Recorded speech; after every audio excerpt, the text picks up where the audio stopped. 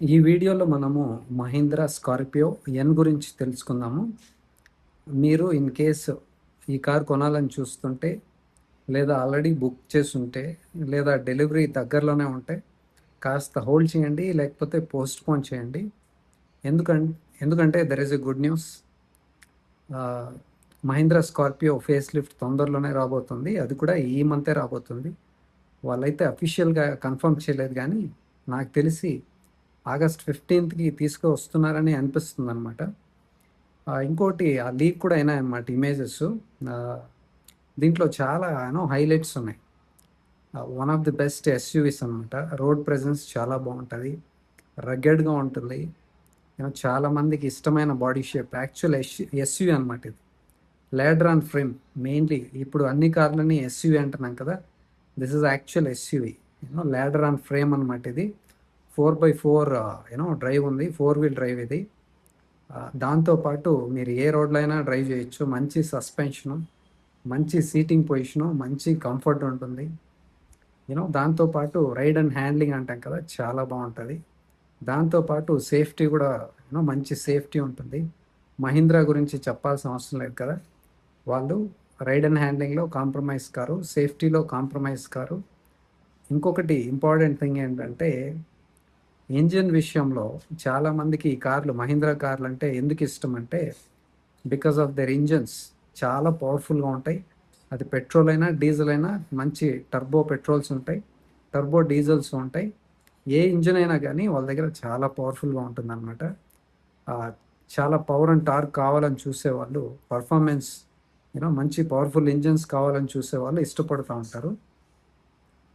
అంతేకాకుండా మంచి రిలయబుల్గా కూడా ఉంటాయన్నమాట వీళ్ళ ఇంజిన్స్. ఎస్పెషలీ డీజిల్ ఇంజిన్స్ చాలా బాగుంటాయన్నమాట వీళ్ళ దగ్గర. ఇలాగా చెప్పుకుంటూ పోతే చాలా ప్లస్ పాయింట్స్ ఉన్నాయి. చాలామందికి ఈ కార్ అంటే ఎస్యూవీ అంటే చాలా ఇష్టం అనమాట. ఇప్పుడు ఏ కార్ని ఎస్యూవీ అనాలనో, దేన్ని కార్ అనాలో అర్థం కాకుండా పోతుంది. అన్నిటినీ ఎస్యూవీ అంటున్నాం కాబట్టి అదొక సమస్య.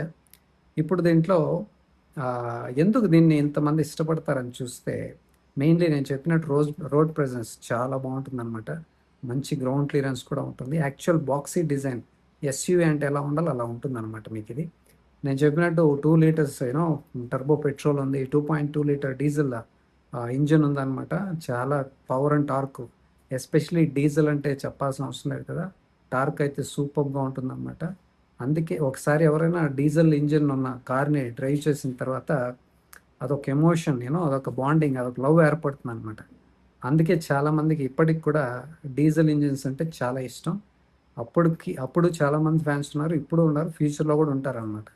అలా ఉంటుందన్నమాట ఇంజిన్ అనేది, ఎస్పెషలీ డీజిల్ ఇంజిన్.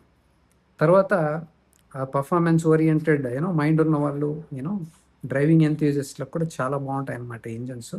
వాళ్ళ చాసిస్ కానీ సస్పెన్షన్ కానీ సూపర్గా ఉంటుందన్నమాట. ఎస్పెషలీ సస్పెన్షన్ అయితే నాకు తెలిసి దీంట్లో అప్డేట్ చేయబోతున్నారని నాకు అనిపిస్తుంది అనమాట. చూద్దాం ఏం చేస్తారో.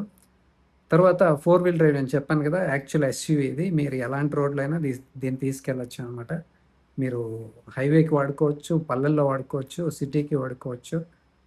ఆఫ్ రోడ్ అంటే చెప్పాల్సిన అవసరం లేదు కదా, ఎలాంటి ప్లేసెస్లో అయినా డ్రైవ్ చేయొచ్చు అనమాట. సీటింగ్ కూడా చెప్పాను కదా, చాలా బాగుంటుంది ఇది.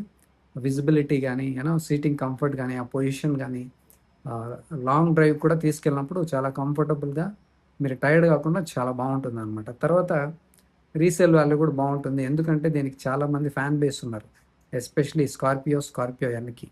కాబట్టి స్ట్రాంగ్ రీసేల్ వాల్యూ కూడా ఉందన్నమాట. తర్వాత రిలయబిలిటీ చెప్పాను కదా, మీరు డీజిల్ ఇంజన్ తీసుకుంటే చాలా బాగా పనిచేస్తాయి. అది చాలామందికి తెలిసిన విషయమే. అది ఏంటంటే సేఫ్టీ కూడా తెలుసు కదా, మహీంద్రా గురించి సేఫ్టీ బాగుంటుంది. రైడ్ అండ్ హ్యాండ్లింగ్ చాలా బాగుంటుంది. ఆ కనెక్టెడ్ ఫీలింగ్ అంటాం కదా, స్టీరింగ్ ఫీడ్బ్యాక్ కానీ, ఆ సస్పెన్షన్ కానీ చాలా బాగుంటాయి వాళ్ళవి. అది బాగుంటేనే రైడ్ అండ్ హ్యాండ్లింగ్ బాగుంటుంది. దాంతోపాటు మంచి ఇంజిన్స్ కూడా ఉండాలి. దీంట్లో అన్నీ ఉన్నాయి. ఇవన్నీ అందరికి తెలిసిన విషయాలే, నేను మళ్ళా చెప్పాల్సిన అవసరం లేదనమాట. దీంట్లో నాకు తెలిసి ఎక్స్పెక్టెడ్ అప్డేట్స్ ఏమంటే మైనర్గానే ఉండబోతున్నాయి. ఎక్స్టీరియరు, ఇంటీరియరు కాస్త స్క్రీన్స్ సైజు పెంచబోతున్నారు. ఆ సన్ రూఫ్ సైజు, అలాగే 360 డిగ్రీ కెమెరా, దాంట్లో క్వాలిటీ, ఇది అడాస్ అవన్నీ తీసుకురాబోతున్నారు, అప్డేట్స్ చేయబోతున్నారు అనమాట. ఇంకోటి ఏంటంటే, నాకు తెలిసి సస్పెన్షన్ అయితే వీళ్ళు 7XOలో తీసుకొచ్చారు కదా, అలాంటి దీనికి కూడా ఇస్తే చాలా బాగుంటుంది, తీసుకొస్తారని అనుకుంటున్నాను నేను. ఇంకొకటి నాకు తెలిసి మెకానికలీ సస్పెన్షన్ ఒకటి చేంజ్ చేస్తారేమో అనిపిస్తుంది.